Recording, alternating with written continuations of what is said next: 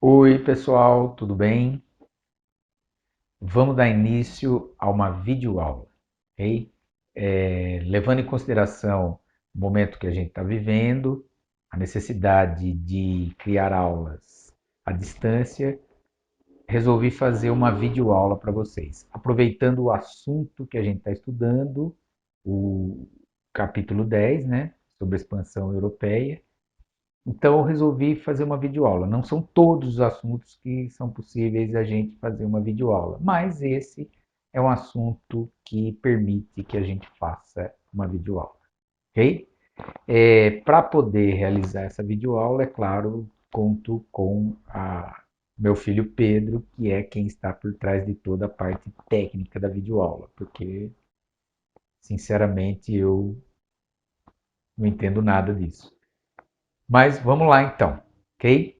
O assunto que a gente vai estudar, que a gente está estudando, que é o assunto do capítulo 10, é esse: expansão marítima europeia, também conhecida como as grandes navegações. Ok? Esse é um assunto muito interessante historicamente, porque ele é um momento histórico em que os europeus, né, e principalmente os portugueses, se lançaram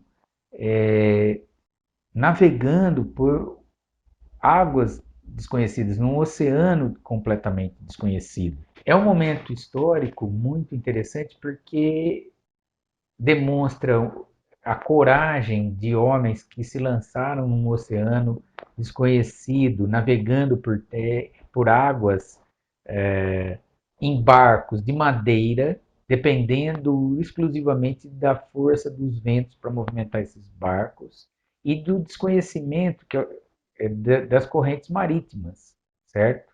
Além do que, na época, havia uma grande preocupação de que os oceanos fossem povoados de monstros marítimos que pudessem atacar os barcos, sem contar, é claro, na crença de que a Terra era plana e que a navegação poderia levar a atingir o fim do mundo e aí eles cairiam num precipício. A gente já estudou, né, que a partir do século XIII, depois das Cruzadas, o comércio foi restabelecido na Europa, o chamado Renascimento Comercial, assunto que a gente veio estudando no começo desse ano, certo? A gente viu que o comércio passou a ser estabelecido trazendo produtos que vinham do Oriente, né, por rotas terrestres, algumas rotas marítimas do Mediterrâneo, criando dois grandes polos comerciais, o, é, entre as cidades italianas e as cidades do norte da Europa, da Liga Hanseática. No entanto, a gente viu que o século XIV ele é um século em que alguns fatos históricos aconteceram que vão mudar um pouco o cenário comercial no interior da Europa. Como a gente já discutiu, nós temos a Guerra dos 100 Anos, tá certo? Em território francês, e depois a peste bubônica, que também a gente viu, né? No segundo B, cheguei até a mostrar o videozinho e fica aqui como sugestão para vocês verem o vídeo sugerido pelo Luca, tá? Do canal Nerdologia sobre a peste e a peste negra. Um vídeo muito bacana que explica essa questão da peste. E o importante aqui para nós é que a peste e a Guerra dos 100 Anos vai fazer com que as rotas terrestres fiquem complicadas. E aí o que vai acontecer? Começa a se mudar essas rotas para rotas marítimas pelo Mediterrâneo, passando aqui pelo Estreito de Gibraltar e para se chegar através da navegação ao norte da Europa, às cidades do norte da Liga Hanseática. O importante dessa mudança das rotas comerciais é o fato de que Portugal se torna um entreposto comercial. Como Portugal se transformou num entreposto comercial, nasce em Portugal um grupo de comerciantes, uma burguesia litorânea forte que passa a comercializar produtos, tá certo? E como a gente já viu no capítulo 9, Portugal já era um estado centralizado. no qual vai acontecer um processo histórico de aliança entre o rei, entre o Estado e essa burguesia litorânea. Fato histórico que a gente já comentou com a Revolução de Avis, importantíssimo para explicar o pioneirismo português nas navegações. A, essa aliança entre o rei e a burguesia é decisiva para explicar o pioneirismo português nas grandes navegações, porque precisar, como o empreendimento é um empreendimento muito caro, um investimento muito arriscado, era necessário uma instituição que tivesse o poder centralizado e que pudesse angariar os recursos necessários a destinar esses recursos ao empreendimento. Não era possível naquele momento nenhum grupo econômico sozinho arcar com o custo de um empreendimento desse. Teria que ter necessariamente o comando do Estado. Essa é uma das razões do porquê Portugal foi pioneiro nesse processo, já que havia uma aliança entre o rei e a burguesia, interesse do rei nesse processo, interesse comercial dessa burguesia, e já era um Estado pacificado e centralizado. Enquanto que em outros lugares da Europa a gente tem processos de guerra e tudo mais, como é o caso da Guerra das Duas Rosas na Inglaterra, depois da Guerra dos 100 Anos, o que vai fazer com que as navegações inglesas e francesas se transformem em navegações tardias. Além da questão da aliança entre o rei e a burguesia, fator histórico essencial para explicar o pioneirismo português nas grandes navegações, nós temos outros fatores importantes, como, por exemplo, a questão da localização geográfica de Portugal. Portugal é um país que está voltado para o Oceano Atlântico, tá certo? Não que a localização seja um fator determinante, mas, como eu sempre digo, é mais fácil ser surfista no Rio de Janeiro do que ser surfista em Belo Horizonte.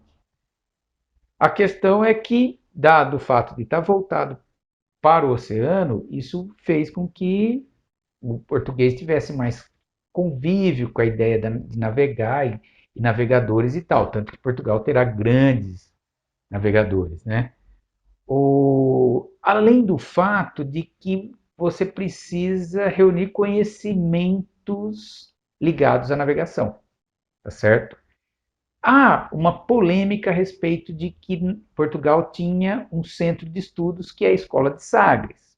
Porém, existe uma polêmica sobre a Escola de Sagres. Numa entrevista feita pelo historiador Fábio Pestana Ramos a um site português chamado Público, ele afirma: não há prova factual como vestígios arqueológicos ou documentos originais que possam comprovar a existência de uma escola em Sagres.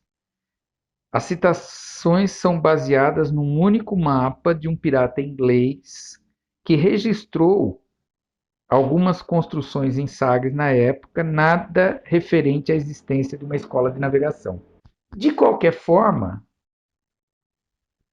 tendo um centro de estudos náuticos ou não, os navegadores portugueses tinham conhecimento de navegação, conhecimento dos instrumentos de navegação, e se arriscaram, a partir do início do século XV, em navegar em direção ao continente africano em busca de produtos para serem comercializados. Os portugueses, a partir do início do século XV, começaram a começaram a navegar em direção à África, buscando produtos que poderiam ser comercializados na Europa. A ideia de, aos poucos, navegando e avançando pelo continente africano, fez com que eles, conforme fosse se avançando, fossem adquirindo produtos que poderiam ser trazidos e vendidos na Europa, incentivando a atividade comercial. Certo? Como você pode observar nesse planisfério da época, não se tinha noção da América, não havia chegado. Pelo mapa dá para perceber que eles tinham a noção de que talvez fosse possível contornar a África chegando ao Oriente, mas isso não era certeza. Essa ideia de que os portugueses saíram para contornar a África é uma ideia equivocada, tá? Assim como se dizer que o fechamento, a tomada de Constantinopla em 1453 foi algo que estimulou isso, eu também acho um pouco precipitado, na medida em que Portugal já vinha contornando o continente africano desde 1415, com a tomada de Ceuta, certo? Então, a ideia é que eles vão avançando, havia essa, imaginava-se que era possível isso, mas isso só vai acontecer no ano de 1488. Em 1488, um grande navegador português chamado Bartolomeu Dias, ele vai contornar o continente africano, conseguindo fazer o contorno do extremo sul da África, o chamado Cabo das Tormentas. Porque ali a navegação era muito difícil e muitos navios acabaram naufragando. Ao contornar o Cabo das Tormentas, Bartolomeu Dias volta para Portugal e avisa o rei que era possível contornar o cabo, entrando no Oceano Índico e chegando tendo a possibilidade de chegar ao Oriente através da navegação, tanto que o rei de Portugal vai mudar o nome de Cabo das Tormentas para Cabo da Boa Esperança. Como a gente pode perceber, esse contorno da África é o chamado périplo africano. Périplo é circunnavegar algo através da navegação, no caso, o continente africano. Começa lá no início do século XV, em 1415, com a chegada dos portugueses em Ceuta, e praticamente só vai se dar 70 anos depois, mais ou menos, com o contorno pelo Bartolomeu Dias. A chegada à Índia ainda vai demorar um tempo. Só vai ser possível aos portugueses chegarem à Índia para estabelecer contatos comerciais em 1498 com o Vasco da Gama. Há um período, portanto, ainda de 10 anos. Mas isso a gente retoma na próxima videoaula. Então, pessoal, é o seguinte, isso aqui é uma experiência, tá? Nova para mim, ok? Eu vou amanhã postar uma nova videoaula, continuando esse assunto, porque ele não foi finalizado. Aí nós vamos falar sobre as navegações espanholas, a chegada da América. Mas você já pode deixar aí, se você quiser, um comentário do que você achou, contribuindo com a nossa produção, com o nosso videozinho. Ok? Até mais!